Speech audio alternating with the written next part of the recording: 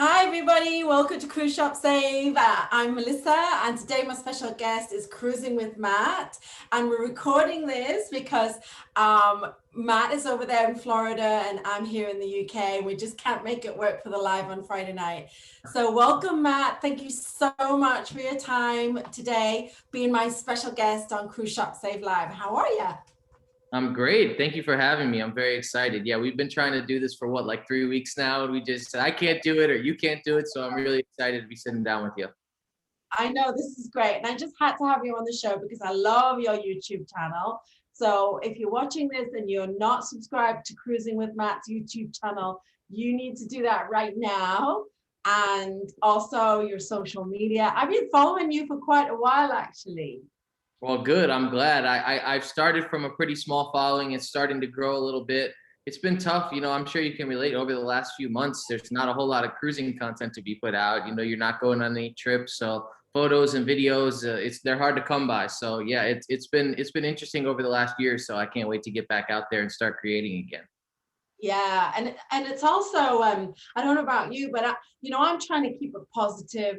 I'm not getting involved too much with the politics, and there is light at the end of the tunnel now. And we were just talking, and I said, "Come on, we need to record it because people need to hear our conversation." Because I'm here in the UK, we've got a lot of great cruises going on here, and you guys have also got some great cruise options coming up. What are some of the great ones that you are looking forward to? Yeah, so this summer seems like it's going to be the restart of cruising, not necessarily from the United States. Obviously, the CDC is still not given the approval, but I know Celebrity is sailing from St. Martin and doing, I believe, a 7-day cruise around the Caribbean. Royal Caribbean is doing a cruise on board the Adventure of the Seas to Coco Cay, and that's leaving from Nassau. Norwegian is resuming from a couple of ports, one in Jamaica, and I believe the Gem is leaving from Dominican Republic. So we have some options. It's going to be a different cruise experience, obviously. I'm used to just driving across to Miami or Fort Lauderdale and getting on a ship. So it would definitely be a different experience to fly down. And, hopefully people will take advantage of a couple of days in some of those locations and help the local economy in Jamaica or in the Bahamas or what have you. So it'll be a unique experience. I'm a little jealous of the UK cruisers who have so many options this summer without having to go to a different country. But yeah, it's just nice to see that things are moving in the right direction. We're not fully there yet, but we're getting closer. It's true. It's true. So let me talk about your YouTube channel because I think it's amazing. The content that you put out. So how long have you been doing that on your YouTube channel? So my video producing career, I guess you could say, started in about 2016. I had been in radio for the last couple of years, and so I just decided, like, hey, if I can edit audio and I can, work with sound, there's no reason that I shouldn't be able to do it with video as well. So my dad and I went on our first cruise together. He had never been on a cruise before, and I decided that I wanted to do, a video to remember our trip by, just something fun for us. I never really intended it to be, this big production for anybody else to enjoy, but I wanted us to have something to look back on our trip and remember all the memories. And I found out that I really enjoyed that part of it. I enjoyed thinking about what I might want to see, what moments I would want to capture. And so I kind of fell in love with it. And ironically enough, that video actually landed me a job with cruise.com as the director of video. They had seen it and I applied for a position there. And that kind of gave me the opportunity to make some connections in the cruise industry and meet with some people who will be able to put me in touch with the right folks to really get the cruise video thing going. And when I left cruise.com, I decided, you know what, I'm just going to do it on my own. I have a passion for it and I love it. And I want to share, not necessarily even my knowledge, but just my passion of cruising with other people. I got into cruising because I saw a TV show with Samantha Brown when she was doing trips on Travel Channel back in like high school. I was still really young, but I watched a show called Great Cruises, and she went on Freedom of the Seas for a week.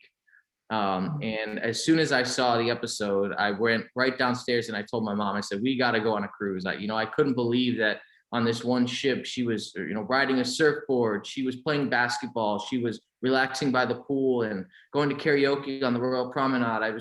There was so much going on that I couldn't believe was in one place. and then the ability to see, 3 or 4 places in a week as well. And so I went down and I told my mom, and we ended up booking a family trip on the Freedom, which was the biggest ship in the world at that point. Which is not, it's crazy because it's not even close to the biggest ship in the world anymore.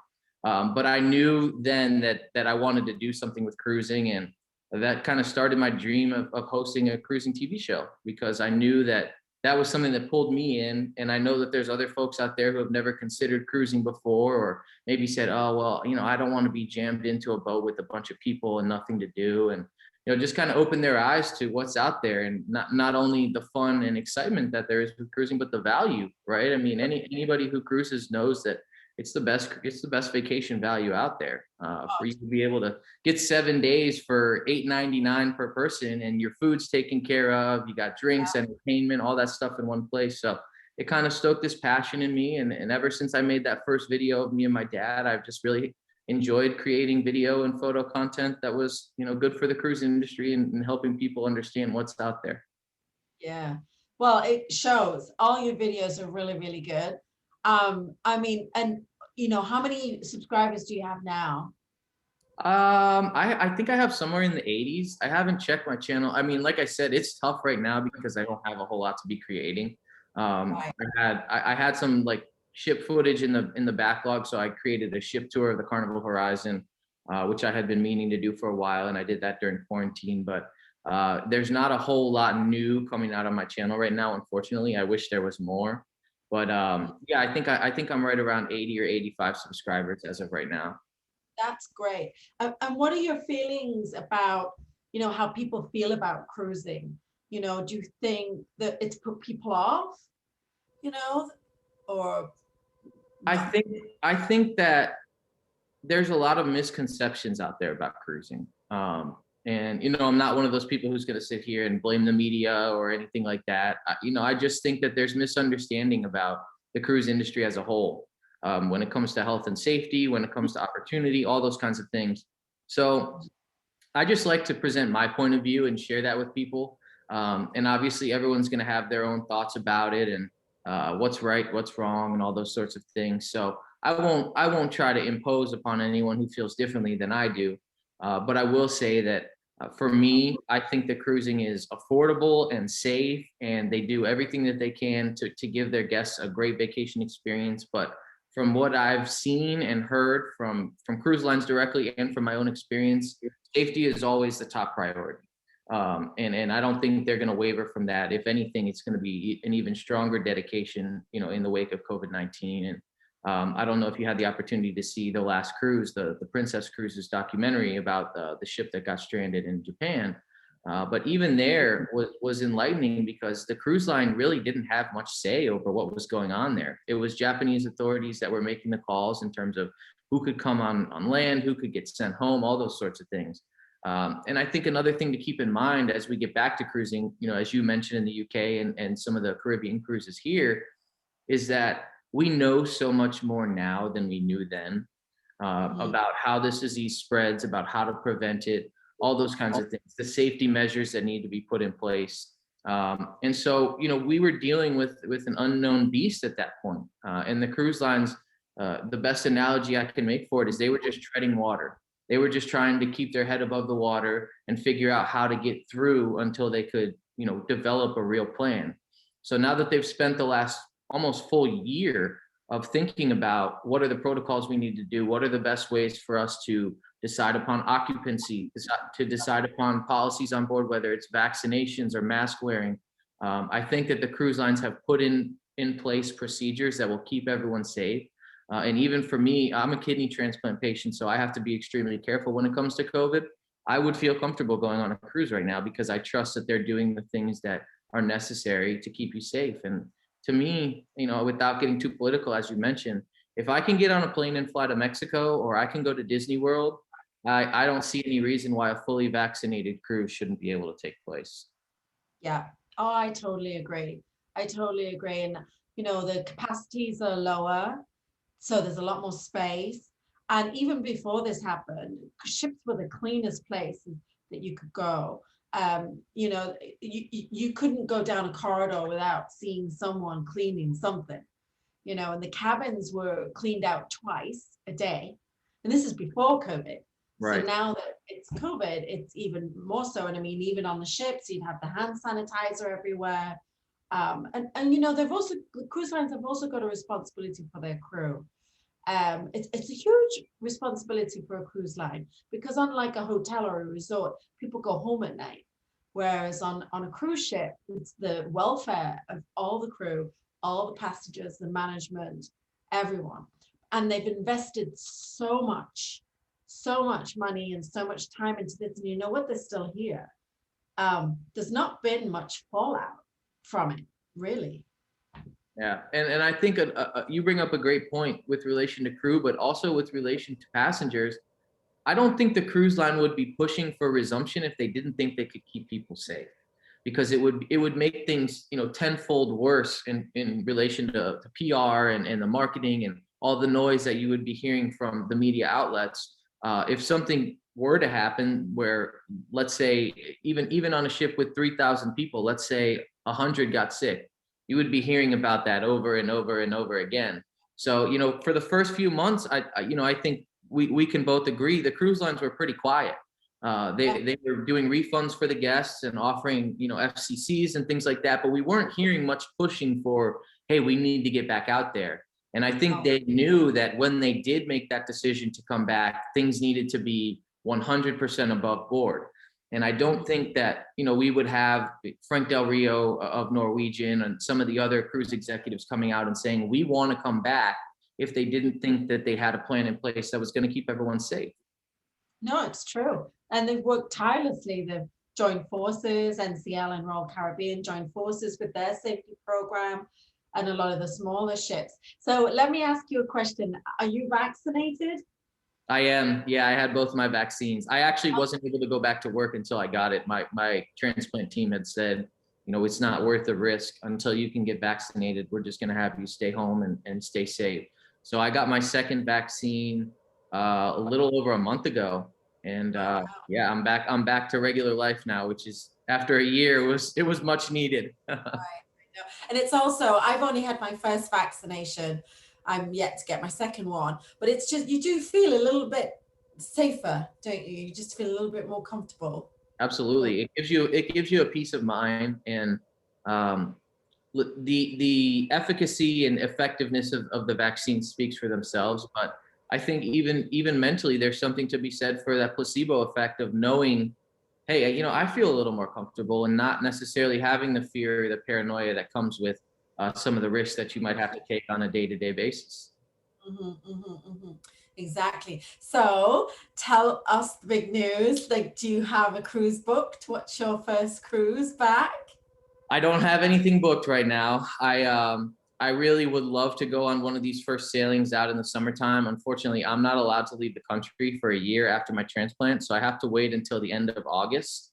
So I'm waiting to see what the market shakes out to be at that point. If there's a chance that things might be back from the US at that point, I would prefer to do something from the United States versus flying to, oh, sorry, I think there's landscapers outside.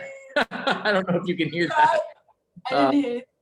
I would prefer to do something from the US without having to fly to St. Martin or the Bahamas. So I'm being patient. As of right now, I've got my eye on a trip around my birthday in December on the Allure of the Seas. And it's an 8-night Eastern Caribbean. It goes to the Virgin Islands and I believe Coco Cay as well. So that's what I'm eyeing. I haven't had anything booked yet, but I'm definitely keeping my eye out and, you know, kind of waiting for a little bit more information before I take the plunge. And is Royal Caribbean one of your favorite cruise lines? Yeah, definitely. I typically sail with Norwegian and Royal. I am kind of leaning towards Royal again because I missed some of the experiences that they create on board. Not that Norwegian doesn't do a good job, but I think you can get yourself locked into one cruise line and make yourself think that that's where you need to go. I typically will go where there's a good deal. And if Royal's got a good deal, I know that I like the onboard experience. I know that the food is good and the entertainment is good. I'm open to trying something new. I actually had never sailed with Carnival before when I went on the inaugural sailing on the Carnival Horizon back when I was working with Cruise.com. And I was impressed with Carnival as well. I thought that the complimentary food options that Carnival had was far and away the best in the industry. Oh, wow. They had partnerships with Guy Fieri and different things to offer that didn't make you pay extra. And to me, that's a nice little touch.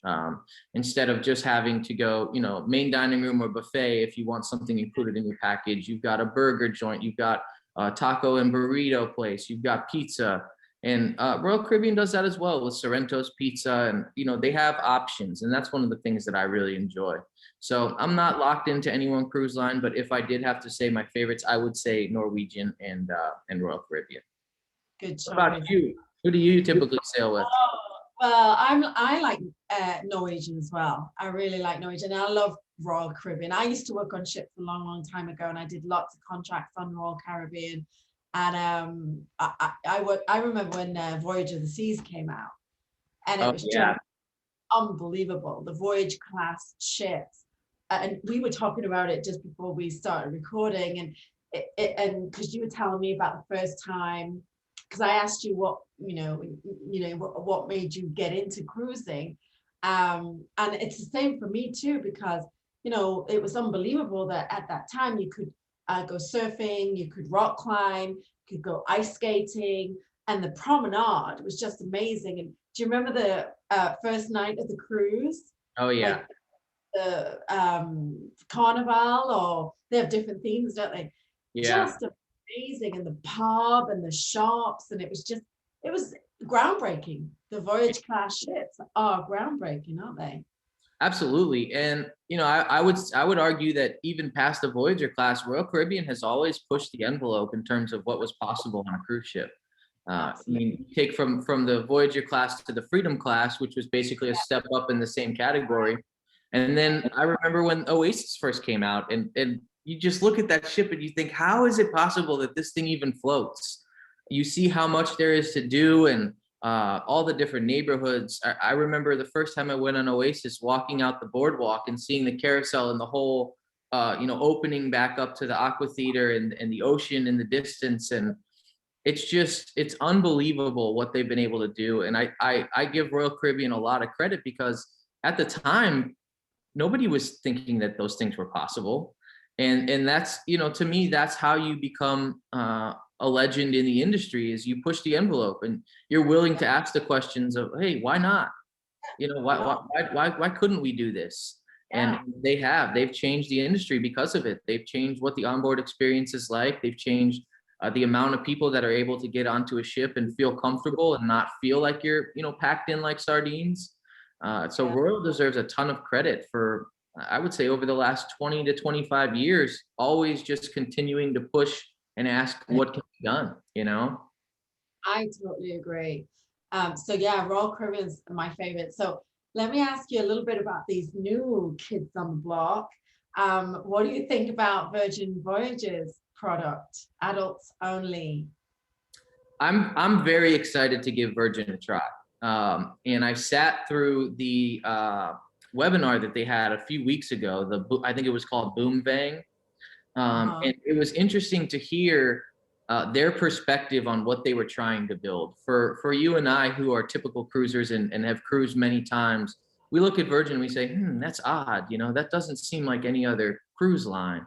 And then you listen to their executives speak and the people who were responsible for building the model, and you realize that that was very intentional.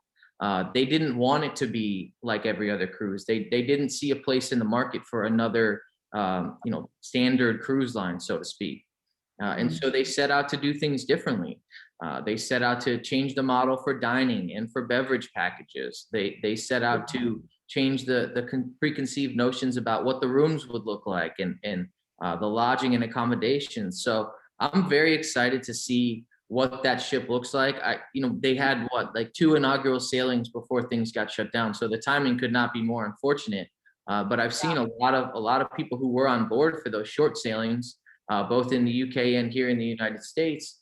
And I'll tell you, the ship looks incredible. The public spaces are absolutely beautiful. And like you mentioned, adults only really intrigues me.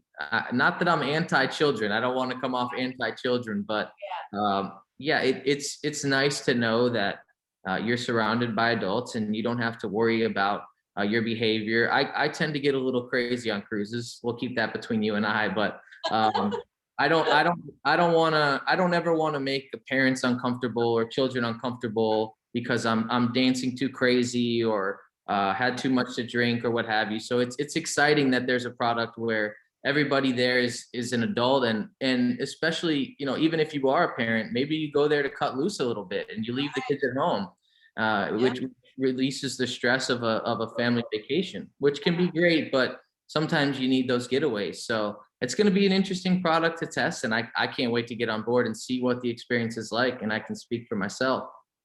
Yeah, yeah, me too. I can't wait. And I mean, they really are breaking the mold and taking a risk as Yeah, well. a very Because expensive risk.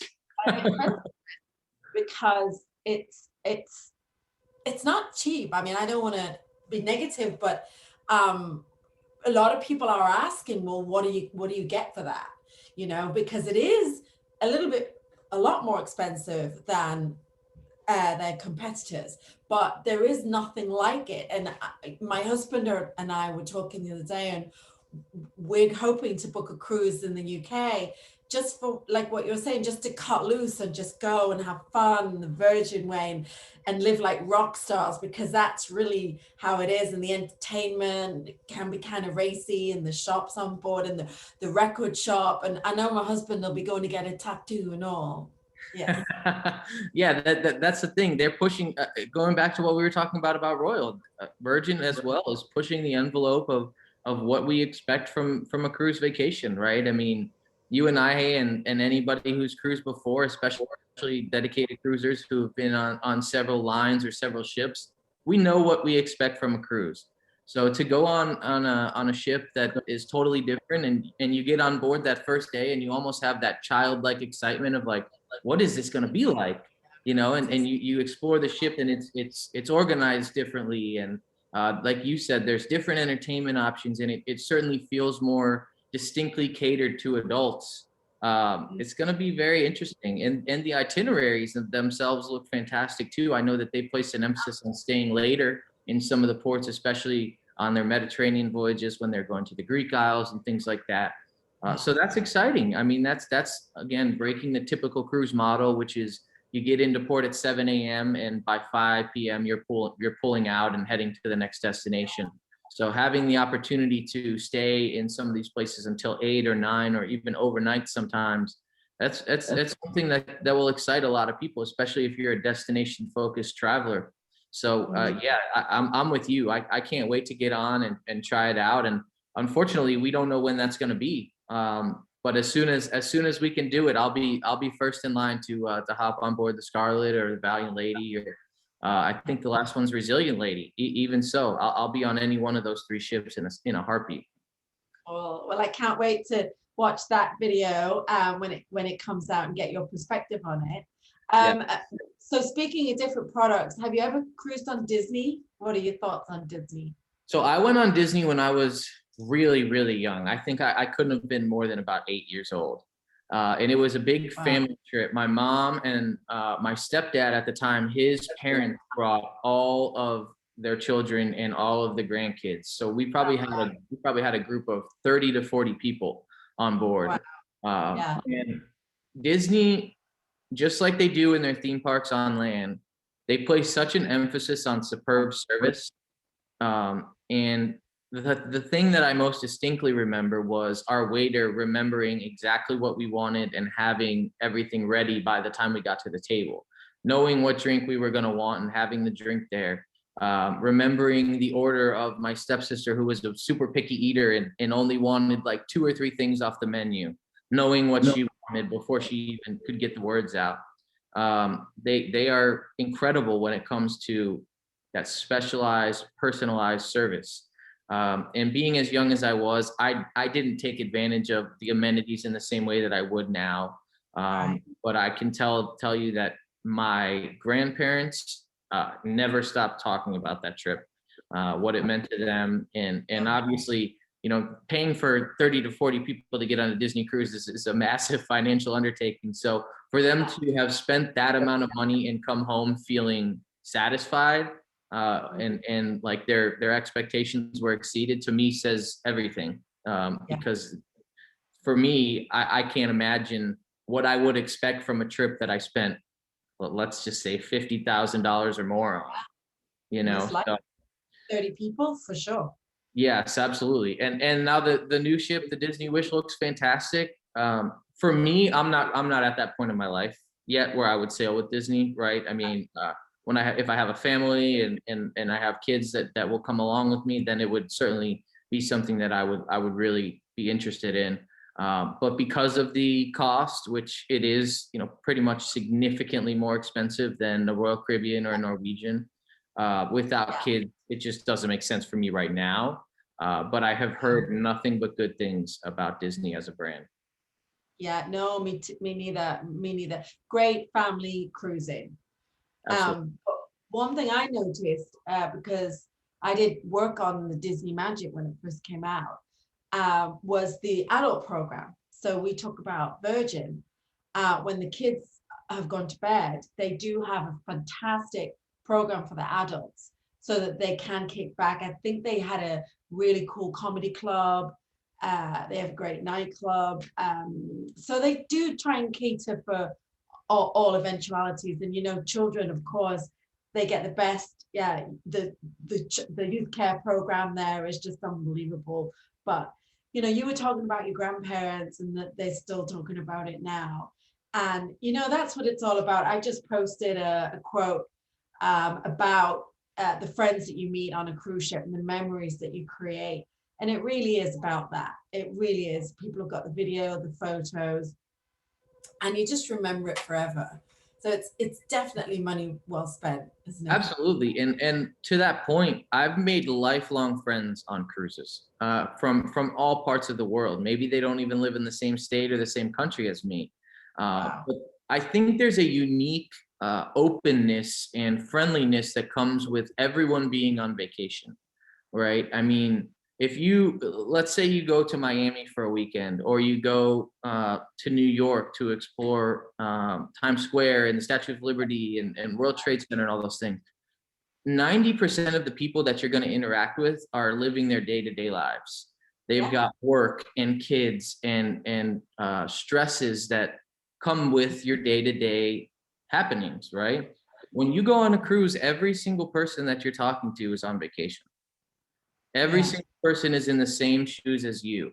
And so when you walk up to the bar and you start a conversation with someone next to you, they're not thinking about their email, or they're not thinking about, oh, well, my friend never got back to me. No, we're all on vacation. Everybody's in a good mood. Everybody's looking to meet people and have fun. And I can tell you that I've had more success in just making spontaneous friends on cruises than anywhere else in my life. And I don't think it's a coincidence. I think it's tied to exactly that, which is, hey, we're all here to have fun, to kick back, relax, and you're open to new experiences that at home you might not be considering, right? And I can tell you, I'm still myself, but I'm a different person on a cruise. I just am. You're not self-conscious about what people around you, like, oh, my coworkers are here, so I can't do this, or I can't act like this. I'm with a bunch of people who I probably won't ever see again, and I'm just there to have fun and relax and get that energy out. So I think you bring up a great point. The people of cruising is probably one of the most special parts, and one of the things that keeps me coming back again and again, because I know that I'm going to meet some really cool people. It's so true, and I never thought of it like that. When you go away, you are mixing with people that are living everyday lives, and possibly even find tourists a little annoying. Yeah. But on a cruise ship, I've seen people hugging each other on the gangway as they're leaving in tears, because they're leaving kids as well. We were talking about kids just now, the bonds that they make in the youth clubs and the kid, and you see people come back, but something else as well as the crew, the friendships. And I've seen people come on board the ship and see a crew member that they recognize and just go crazy, and they're hugging each other like it's a family member. Yeah. and they go back every time and they keep in touch. And, as you were saying about the waiter that just knew everything that your sister wanted and what you wanted. And, isn't it great that now we can all keep in touch on social media and Yeah, WhatsApp and stuff and not worry, absolutely. I it's can tell you that a couple of years ago, I believe it was in 2019, I had gone on the Norwegian Sky for a 3-day like weekend cruise to the Bahamas with my roommate and one of my best friends, yeah. and we had an absolutely fantastic time. And then like probably like less than a month later, I just somehow ended up with 4 days off in a row, which like hardly ever happens on my schedule because I'm a bartender. So my days off switch from they're never the same days. Most people have Saturday, Sunday off every week. For me, it changes and it could be any order of days.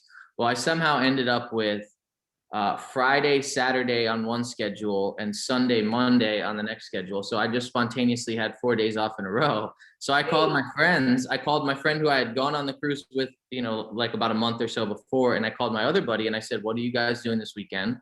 And they're like, "Oh, I don't have any plans." I said, "Okay, we're going on a cruise."